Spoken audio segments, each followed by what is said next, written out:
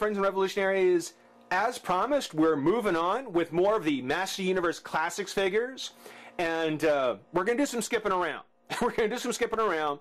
Back in October, the two figures that were released were Icarus and Hurricane Hordak. And I've done Icarus. You might think I was going to move on to Hordak next, but no, got something much bigger planned for Hordak. First, or next, I figure we go ahead and move on to Snout Spout, which the more I think about it, the more I think that I might have wanted to wait on him as well. You'll find out more why here in a second. But it's something where for the single card figures I figured, yeah, let's go ahead and do Snout Spout, because the other ones, something much more special planned for them. So here we've got Snout Spout's shipping box, the Master Universe Classics logo at the top, Snout Spout printed on the front, Matty logo in the corner, same old, same old. On the back, of course, it has, do you have a great idea for a new Master Universe hero or villain? Yes, and I've already made him. Enter the Master Universe Classics Create a Character Contest. And then you, just like with Photog, can wait 25 years to see him made. No, seriously. I'm kind of curious to know, game ends 12/31/2012. And Maddie says it's going to be the December figure for next year. So I'm kind of interested to know. I'm more curious to find out who's going to win. I'd love to see what the fans come up with. It's going to be good. It's going to be good. But yeah, if you've got any ideas, that's your deadline. Get them in. Get them in. And then for anyone who hasn't entered or has ideas but has decided to pass, go ahead and leave me a comment. I'd really like to know what you guys have in mind. Fans are always the best ones, I think, to choose, what Master Universe Classic character should be added. But, yeah, that's a look at the packaging. Inside, we've got Snout Spout in the very cool Master Universe packages. No changes from before. Still got the logo at the top. Brickwork on the bottom. Air holes on the side. Dimple and lightning. All very familiar.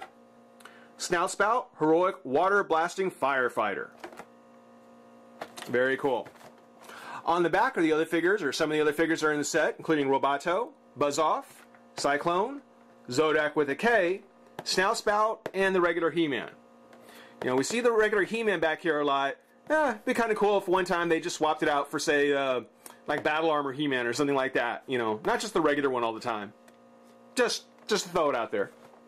On his bio, heroic water blasting firefighter, Snout Spout, real name Jackson. Okay, a peasant from Etheria. So he's originally from Etheria, apparently. And I can give you guys a real quick theory as to why that is. It turns out, as we'll talk about here in a moment, Snout Spout, he came out late in the Master Universe series. As a matter of fact, he came out after the He-Man series had kind of run its course, the Filmation series. So he made 3 appearances in the Princess of Power. So for him to only show up in the She-Ra episodes, I kind of give credit to them for saying that he is from Etheria. The only problem with that, though, is that in the episode Day of the Flowers, Adora specifically wants to make a point of saying that she's welcoming her brother Adam, and then his friends from Etheria, or from Eternia, excuse me, his friends from Eternia, Orko, and Snout Spout. So Adora specifically says that Snout Spout is from Eternia. He's not an Etherian. It's something where I give you credit, guys. It's one of the things where, he showed up primarily in the Princess of Power series, and I give you credit for saying he's from Etheria to explain it, but the episode itself specifically says he's from Eternia. So, no points for effort. You got it wrong. Jackson was one of 3 athletes abducted by Hordak and cast into his experimental matrix. There, like the others, Jackson was grafted with cybernetic parts, giving him both amazing power and bizarre form. After crossing through a laser gate to Eternia, that doesn't get you. That doesn't count. That does not, because you're moving everybody to Eternia anyway, so that doesn't count. With the evil horde, Snout Spout escapes and joins with the renegade Master Universe. Self-conscious about his appearance and called Snout Spout for his abilities to blast water from his cybernetic trunk, Jackson often feels that everyone is laughing at him. But when the Snake Men slither out and enemies attack, Snout Spout blasts them back with a super jet spray. Okay. I can see why they would want to say that he's a little self-conscious, he's got a big nose, he's got an elephant head. Okay, yeah, I can kind of see why they do that. But really, when you look at his one and only big story, which was from the mini-coms, yeah, his Snout Spout's kind of, how should we say, depression, his mood, doesn't come so much from the fact that he looks like an elephant. As a matter of fact, they don't even address that. But you know what? I'm not even going to talk about it. I'm not even going to talk about it here. Let's go ahead and actually take a look at the minicom, and you can find out for yourself. Be right back. Released back in 1985, poor Snout Spout never made it into the He-Man and the Master Universe Filmation series, being that ended a year earlier. He did end up showing up in 3 episodes of the She-Ra Princess of Power series, but nothing more than a background character with a few lines and little to no character development. Which is why I love that his minicom story, Eye of the Storm, has such a wonderful Filmation feel to it. The story opens with Webstor doing 2 things that Webstor does best: crawling out of a spider hole and getting yelled at by Skeletor. Turns out the hole is the last part of a plan that Skeletor's been preparing for months, which gives you an idea of what the characters have been doing over the past year since we last saw him in the Filmation series, just picking up where they left off. Skeletor's plan is to use a device he created called the Stormbringer, which he plans to create bubblegum pink clouds that'll rain happiness and rainbows, filling his foes so full of goodwill that they'll just turn over the secrets of Castle Grayskull. Wrong. Turns out the Stormbringer will actually create a monstrous tempest that will cover the planet, leveling everything including the castle, leaving its secrets unguarded for Skeletor to steal. That's my Lord of Destruction. At the same time, and not far from Castle Grayskull, we find He-Man having a friendly match of Glowball with Extendor. Now, He-Man's got a good pitch, but Extendor definitely has the reach. They've drawn a bit of a crowd that includes Teela and Snout Spout. As they look on, Snout Spout comments that He-Man and Extendor can enjoy using their special abilities even during a game, but only use his during a crisis. Teela does her best to console him, but Snout Spout comments that though he is He-Man's friend, it's his powers and not really him that seem to make him a member of the team. Sinking further into his blues, Snout Spout goes off to be alone. Never a good place to be when you're depressed. Kudos to the art department for choosing to use dark shadows to convey that depressing, lonely feeling he must be going through. And with that, we switch to a lighter note, Skeletor and his death machine. Well, not quite, but Skeletor and what's probably the ultimate in headgear accessories, the Spinoculars. It's interesting that, to my knowledge, the Spinoculars were never actually made. The minicoms dedicate a whole page to Skeletor using them to keep his eye on He-Man and the others as his storm approaches. Now, Snout Spout is the first to encounter the storm, and this is probably my favorite part of the whole story, because you want to know how Snout Spout spots the storm? Anybody want to take a guess? That's right, he smelled it. That's the kind of writing I love. He's got a long nose? Well, then he'll just smell it coming. Which would really be useful if Teela and the others weren't able to see it coming at about the same time. He-Man and Extendor recognize Skeletor's handiwork right away and spring into action. Total pun intended. He-Man uses his sword to absorb the lightning, and Extendor to, I don't know, be a mobile lightning rod? Keeping tabs on things with those totally cool Spinoculars, Skeletor sees that He-Man might be more than his evil storm can handle. So borrowing the Nimbus prop from Dragon Ball, and with Webstor in tow, Skeletor rides the storm to deal with He-Man. All of which may not really be necessary, because for all of He-Man's strength, the storm is wearing him out. He struggles with lightning, but is lucky enough to have Extendor to help him finish the question about where's Snout Spout, who just happens to arrive in time in a Wind Raider. Now this might be a moment of me giving too much credit, but when you stop and think about it, in the Master Universe Classic figures originally scheduled for November, what we were supposed to get was the new She-Ra and her flying horse Swiftwind, rider and mount. We're also supposed to get Snout Spout and what in his mini-comic he uses to ride in to save the day, a Wind Raider, also scheduled for November. Now the Wind Raider has since been pushed back to December, but could this have been a bit of an Easter egg for minicom fans? Or was this more likely just wishful thinking? I'll let you be the judge. But, back to the story. As He-Man manages to hold back the storm, Snout Spout begins to douse it with water. A storm you can actually smell coming and put out with a spray of water? Even I'll admit, story-wise, that's a little weird. As the storm fades, everyone cheers Snout Spout and the day is saved. Until, of course, we learn that the story is 4 pages short. And because they couldn't find a cool way to do a battle on the ground between He-Man and Skeletor, while Snout Spout and a Webline Webstor duke it out in the Wind Raider, the success of the storm's destruction in the balance, Instead, we get a lot of padded out dialogue, including the typical "cursed you this" and "you meddlesome that," until Skeletor actually orders Webstore to shoot at He-Man. After he'd spent a whole afternoon dodging lightning bolts, I'm sure you can tell what a bad idea that probably was. I do like how Snout Spout breaks the whole thing up with a shot of his own. I'll let you insert your own nose joke here. Demonstrating that keen sense of when to bail, Skeletor takes off.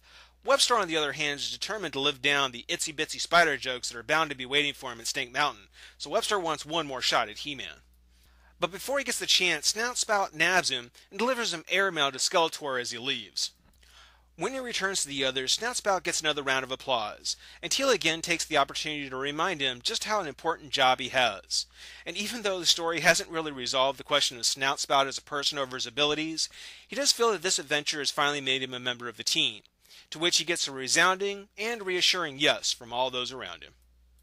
Alright, well, not without its own goofiness, mind you, but that was the original story that came with Snout Spout. And it had nothing to do with the way he looked. Speaking of, this is a great looking figure. Great looking figure, I say. Because once you actually get him in hand, there's going to be two things that are going to jump out at you that make you go, what? So, we'll get to him. But first, taking a look at Snout Spout, I mean, he's been a fan favorite. I mean, I think it's safe to say that Snout Spout, since his original release, has been kind of a fan favorite. People really did dig the elephant. And I can see why. I mean, it looks great. It keeps so true to the original vintage series. When you look at the face, they didn't go with the tusks like on the 2002 series, which I'm happy with. If they do one later down the road, that'll be fine. But I'm very happy they just decided to go with the very vintage Snout Spout look. It's actually really cool. His trunk actually has a wire inside, much like King Hiss's arms. So it does have some bend to it. Which again, that's just a really cool feature for them to do. That's actually really nice. I like that. Take a look at the face up close. You can see the yellow eyes. Deep set, but still very, very vivid, especially against the gray plastic. His ears, they do have actually a little bit of a wiggle to them. Not a whole lot, but a little bit. So that's actually kind of cool. I also like that, as with most of the Master Universe figures that are out, the Classics figures, if the original figure had some sort of special features, some sort of gimmick to them, they acknowledge the gimmick without actually making it work. With Cyclone, there was a little thing, that little wheel on the side of his belt that you would turn. Here, when we look at Snout Spout, there is a space where the plug would have been, so you would pop this out like you would like an old squirt gun or a cheap squirt gun.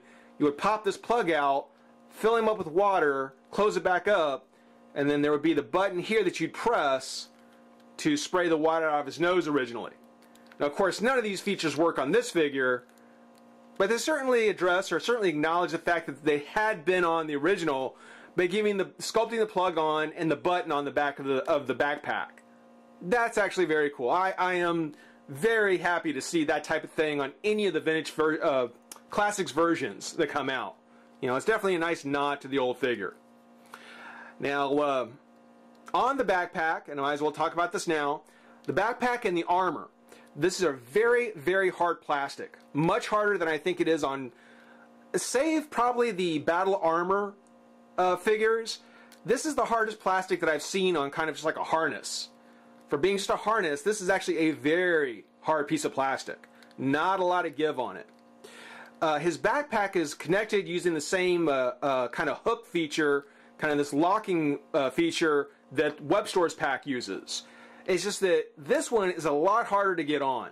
Mine actually was already coming off when I got him out of the pack, or it had come off when I got him out of the pack. So getting this to go back on and making it hold on right has been really, really tricky.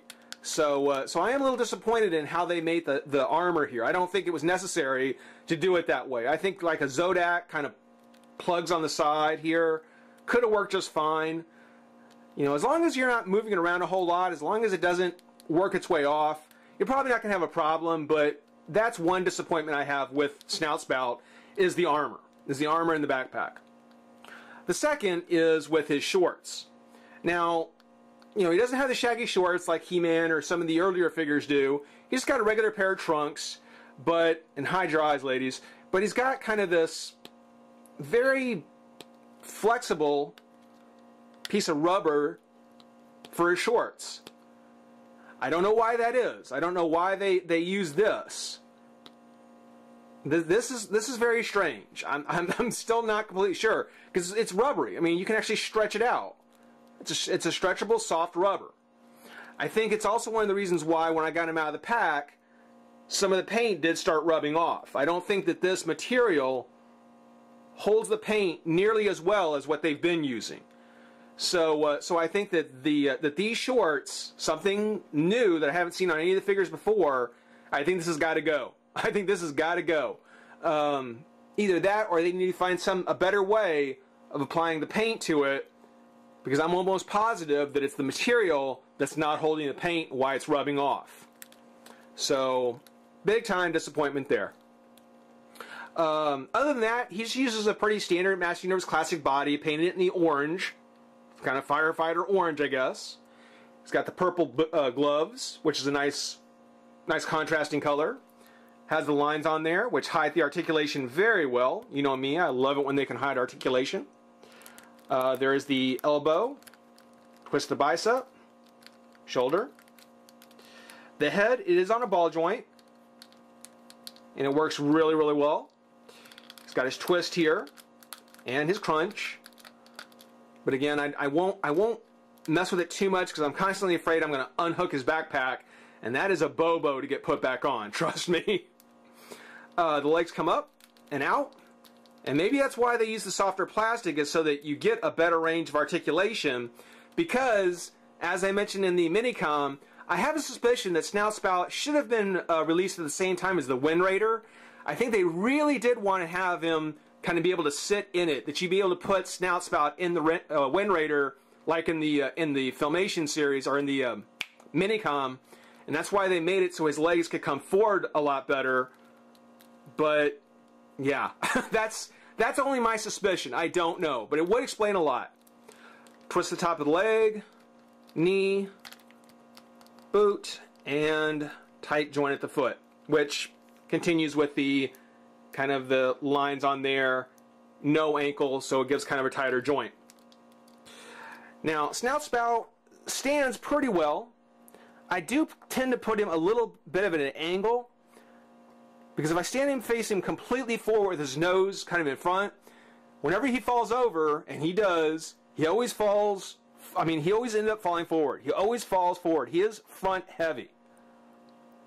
And that may be another reason why they've got the backpack made the way they do, is to try and offset the weight of his nose. I just tend to stand him a little bit more at an angle, kind of a 45-degree angle, and try not to knock him over myself. And he seems to stand just fine. Don't really have a whole lot of problems with him in that case. In the way of accessories, he comes with two. The first one is kind of this clamping mechanism. I don't know if it's a gun or what it might be, but he's got kind of this clamp that he gets. You know, maybe for opening fire hydrants. I don't know for sure. And it fits in his hand like so. And I'm thinking this is probably more from the 2002 series. Because honestly, an accessory like that, I really do expect to see more with Clamp Champ, not so much with Snout Spout. But that could just be me. He also comes with the vintage style fire axe, which is actually really nice. Posing with his axe like so. Maybe a little bit closer to the top.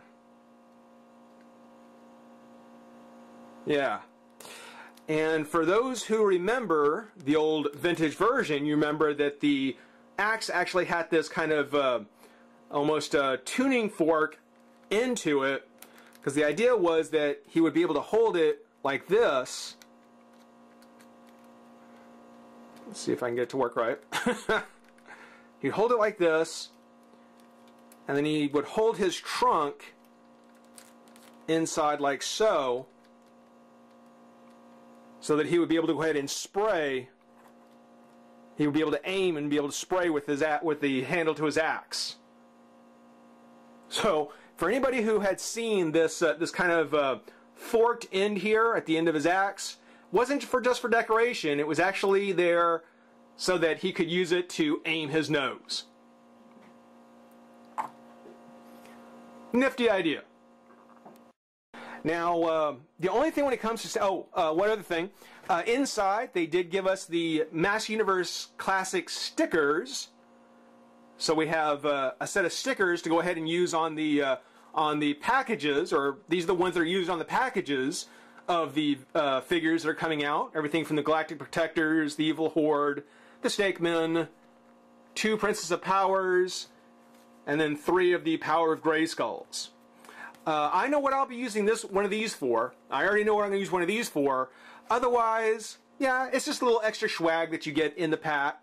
So, you know, if you ordered Snout Spout, or I don't know if it was just for subscribers, or if this was just came with all Snout Spouts, but yeah, it's something kind of nifty. Now, back to the last thing I was going to say. You know, considering that that they've written this this character Jackson, who was basically the original Snout Spout, him before he got the head grafted on. It's kind of disappointing that we didn't actually get a Jackson head. You know, if you want to go ahead and take the opportunity to do older characters, doing a second head for Snout Spout, an original head of just somebody, might actually have been very cool to have. You know, I've seen people use everything from the spare head from Bo to a spare molar head,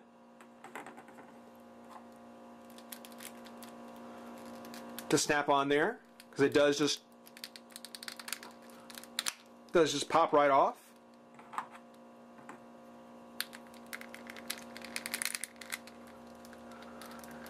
But yeah, I mean, we got a second head and a second arm for Kronos with Trapjaw. You know, why not take the opportunity to do a second head, to do an original second head. There you go, I like that. I like the way that looks. To do a second head and create Jackson the same way you did with Trapjaw. I mean, I think that would have been a great idea. But, hope you enjoy watching. Rate, comment, subscribe, join the revolution. We'll see you soon. Bye-bye.